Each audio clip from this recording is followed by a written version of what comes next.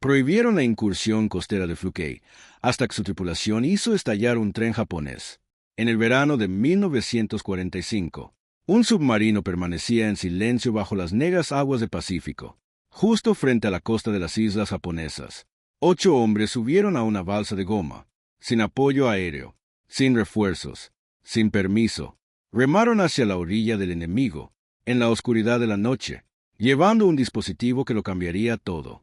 ¿Qué pasó después? Fue tan audaz, así que fuera de los límites de lo que la Marina de los Estados Unidos dijo que estaba permitido, que los hombres que lo ordenaron casi no sobrevivió al papeleo, y los japoneses ni siquiera los vieron venir. Bienvenido a Historia de Batalla TV. Este es un lugar para aquellos que creen que la historia real es siempre más extraordinaria que cualquier cosa que la ficción pueda inventar. Si es la primera vez que vienes, es un placer tenerte aquí. Y si ya has estado aquí, gracias de corazón por volver. Si historias como esta te importan, considera suscribirte. Solo te llevará un momento y significa que estas historias pueden seguir llegando a quienes realmente las aprecian. Ahora bien, ¿desde qué parte del mundo se está viendo esto hoy? Deja un comentario abajo. Leer las respuestas siempre es un placer. Si la historia real te conmueve, un me gusta en este video te ayudará mucho. Y activa la campana de notificaciones para no perderte ninguna historia. Ahora, volvamos a 1945. Hay un tipo particular de guerra que la historia rara vez fotografía. No es la guerra de las playas tomadas a cielo abierto, no es la guerra de los bombarderos que cruzan en formación, no es la guerra que llena los noticieros y los desfiles de la victoria. Hay otra guerra, luchada en la más absoluta oscuridad. Luchada en un silencio tan absoluto que los hombres aprendieron a comunicarse con gestos y conteniendo la respiración. Luchada bajo cientos de pies de frías aguas del Pacífico, donde el sonido viajaba de forma diferente, donde el tiempo se movía de forma extraña, y donde la muerte, cuando llegaba, llegaba sin previo aviso. Esta fue la guerra submarina del Pacífico, y para 1944 estrangulaba silenciosamente a Japón desde abajo. La flota de submarinos de la Armada de los Estados Unidos representaba menos del 2% de personal naval total. Sin embargo, fue responsable del hundimiento de más del 30% de la Armada Imperial japonesa y de la pérdida de más de la mitad de todos los buques mercantes japoneses durante toda la guerra. Las cifras, incluso décadas después, revelan una especie de brutalidad silenciosa. Líneas de suministro cortadas, convoyes de combustible destruidos, transportes de tropas enviados al fondo del océano antes de que un solo soldado a bordo pudiera disparar un solo tiro. Fue una campaña devastadora y metódica. Se rigió casi en su totalidad por una doctrina estricta y conservadora. Los submarinos eran instrumentos de negación del acceso al mar. Casban barcos interrumpían el suministro. No llevaron la guerra a tierra, bajo ninguna circunstancia. Ese límite existía por razones tanto tácticas como institucionales. Los submarinos eran frágiles como no lo eran los buques de superficie. Detectarlos significaba la muerte. Exponerse significaba la pérdida de una embarcación y una tripulación irreemplazables. La Armada había trazado sus límites con cuidado y esperaba que todos los comandantes bajo su mando los respetaran. La mayoría lo hizo. Eugene Bennett Fluke no era la mayoría de los comandantes. Llegó al mando del USS Varv en 1944 con un historial que ya lo señalaba como excepcional. Pero no fue su historial lo que atrajo la atención de los hombres a su alrededor.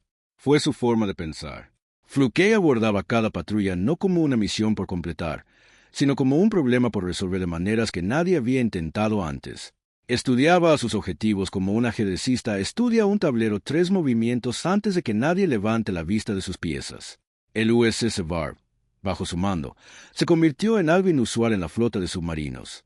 Se convirtió en un buque donde la tripulación creía sinceramente, que su comandante encontraría la manera, no con imprudencia, no con descuido, sino con una certeza serena, casi matemática, de que la siguiente operación iría más allá de cualquier otra anterior.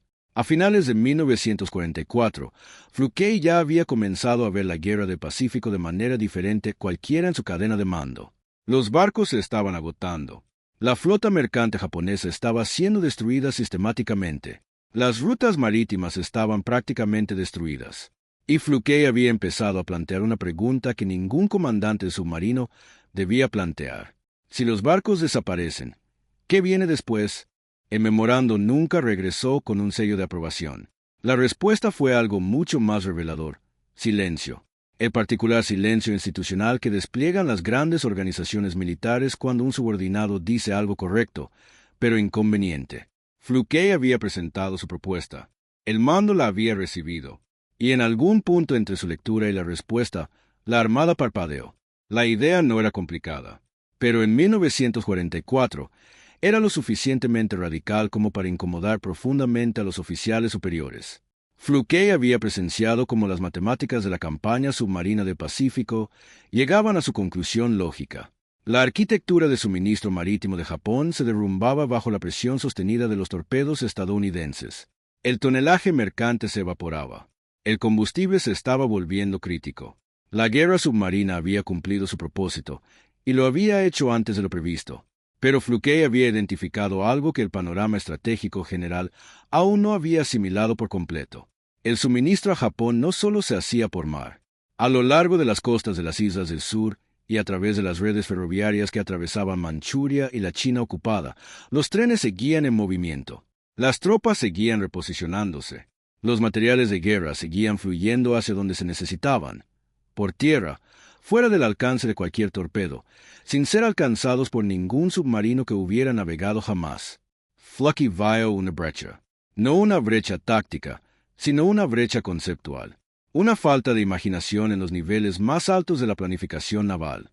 Empezó a construir su caso con la misma precisión discreta que aplicaba a cada patrulla. Recopiló información. Estudió mapas costeros. Rastreó las vías férreas.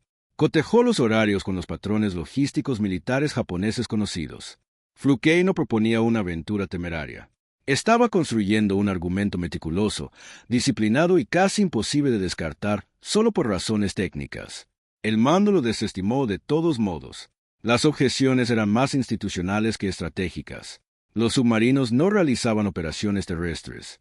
Los submarinos no desembarcaban tripulantes en territorio enemigo. El riesgo para el buque era inaceptable. El riesgo para los hombres era inaceptable. El precedente que sentaría era, y esta palabra apareció más de una vez, irregular. Fluquet asimiló las negativas, las archivó y siguió preparándose, porque también había empezado a hacer algo que la Armada no había previsto. Había empezado a preparar a su tripulación para una misión que aún no existía oficialmente. Discernment, medicament. En los intervalos entre órdenes aprobadas, estaba construyendo una unidad dentro de la unidad. Voluntarios que entendían que lo que se les pedía no tenía capítulo en ningún manual naval. Los hombres del USS Var no necesitaron que los convencieran. Solo se les pidió que lo hicieran. Y en algún punto entre lo que el comando había rechazado y lo que Fluquet había seguido planeando a pesar de todo, ya se había tomado una decisión. No viva voz. No de forma dramática, pero con la firmeza de quien ha examinado el argumento desde todos los ángulos y ha concluido que la historia no espera el papeleo. La costa de Japón ya no era una frontera, era un objetivo. El mar estaba tranquilo esa noche. No era una calma plana. No era la calma de una travesía de verano, ni la calma de un puerto al amanecer. Era la calma de la respiración contenida, la calma de un mundo que se detiene sin saber por qué, la clase de quietud que llega antes de que ocurra algo irreversible que nunca desaparece del todo después. 23 de julio de 1945.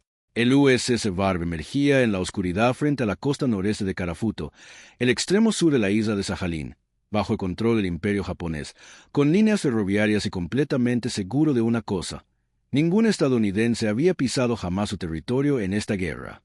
Esa certeza era, esa noche en particular, precisamente el arma que Fluquet pretendía usar contra él. 8 hombres se ofrecieron como voluntarios. En una tripulación de submarino ya definida por su audacia colectiva, estos 8 se habían presentado sabiendo lo que significaba. No había cobertura aérea sobre ellos. No había fuerza de rescate detrás de ellos. No había contingencia que no terminara con el Var sumergiéndose y partiendo, con o sin ellos. Si las fuerzas japonesas detectaban la operación, lo comprendieron. Se ofrecieron de todos modos. La balsa de goma entró al agua sin hacer ruido. 8 hombres. Los remos se movían con paladas pausadas y mesuradas. La oscura costa se agrandaba con cada tirón. Tras ellos, el Var esperaba. Motores en silencio. Cada hombre a bordo sostenía algo que no era exactamente una plegaria ni un cálculo, sino algo que existía en la tensa zona entre ambos. El equipo llegó a la orilla. Las botas estadounidenses tocaron suelo japonés por primera vez en toda la Guerra del Pacífico. No hubo ceremonia en el momento, ninguna pausa por su gravedad histórica. La misión no permitía tal lujo. Los hombres avanzaron tierra adentro con la eficiencia concentrada de quienes comprendían que la velocidad y el silencio eran la única protección disponible. La línea ferroviaria apareció de la oscuridad exactamente donde la inteligencia dijo que estaría. El artefacto explosivo, preparado para detonar bajo la presión y el peso de un tren en marcha, fue colocado con una calma quirúrgica. Sin vacilación. No se registraron temblores en ningún relato. Solo 8 hombres realizando algo extraordinariamente peligroso con la discreta profesionalidad de quienes habían sido preparados precisamente para este momento por un comandante que nunca les exigió más de lo que ya les había asegurado que podían dar. La extracción fue limpia. La balsa tocó el agua. Los remos encontraron su ritmo. La silueta del bar reapareció en la oscuridad como una promesa cumplida. Los hombres subieron a bordo. La embarcación se sumergió. Y luego esperaron. 73 segundos después, la noche detrás de ellos se deshizo. Un tren de tropas japonés, moviéndose a través de la oscuridad con la misma certeza que había hecho que esta costa parecía intocable, dejó de existir en una percusión de fuego y acero retorcido que rodó sobre el agua y llegó al sumergido bar como si se estuviera pronunciando un veredicto. La tripulación lo sintió antes de oírlo. Los primeros estadounidenses que llevaron a cabo un ataque terrestre de combate en las islas japonesas ya estaban a 30 pies bajo la superficie, ya se movían, ya se habían ido. Japón nunca identificó lo sucedido. El registro oficial lo registró como un accidente. No fue un accidente. ¿Qué nos dice este momento sobre lo que se vuelve posible cuando una persona simplemente se niega a aceptar que algo no se puede hacer? Deja un comentario abajo. Estas conversaciones siempre valen la pena.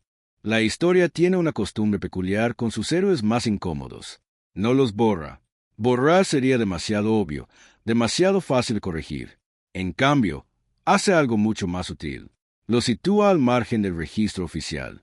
Los reconoce lo justo para evitar la acusación de omisión, y luego pasa rápidamente, de vuelta a los comandantes y campañas que encaja mejor en la narrativa que ya se está construyendo.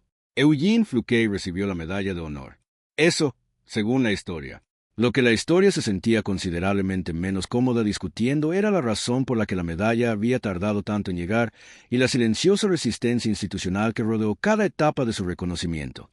La Armada que había rechazado su propuesta. La estructura de mando que había calificado sus métodos de irregulares.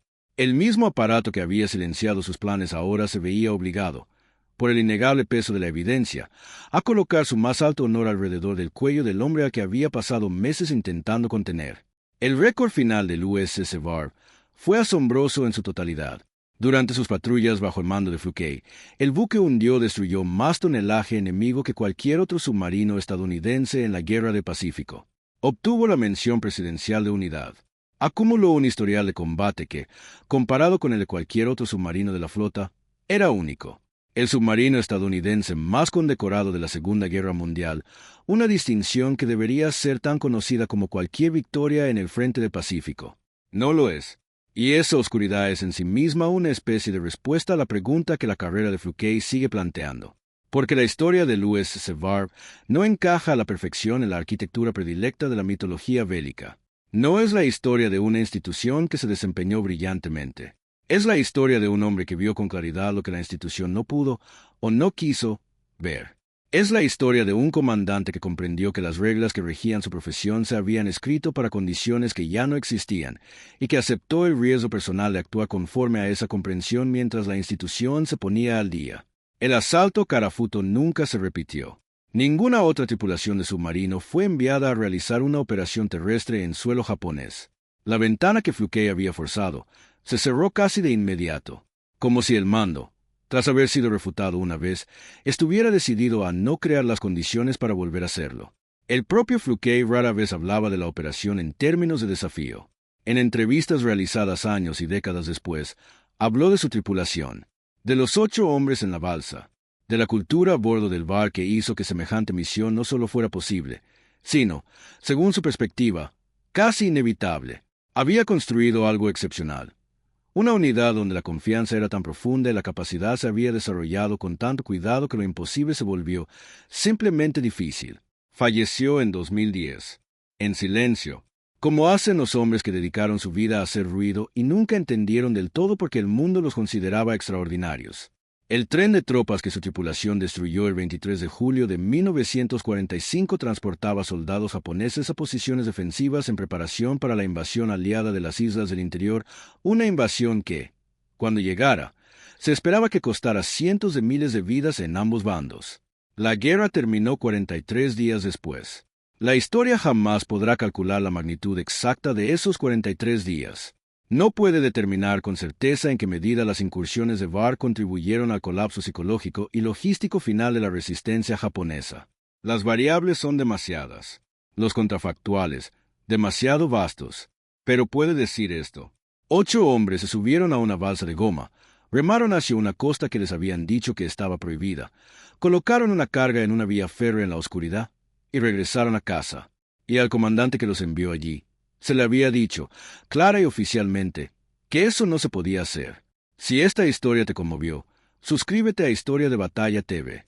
Estas son historias que merecen ser recordadas, y cada suscriptor se asegura de que no caigan en el olvido. Comparte esto con alguien que ame la historia real. No lo olvidará. Y si quieres otra historia contada con la misma profundidad y honestidad, el siguiente video de este canal te espera. La historia siempre está ahí. La única pregunta es si estamos prestando atención. Gracias por ver hasta el final. Eso, más que nada, es lo que mantiene vivas estas historias.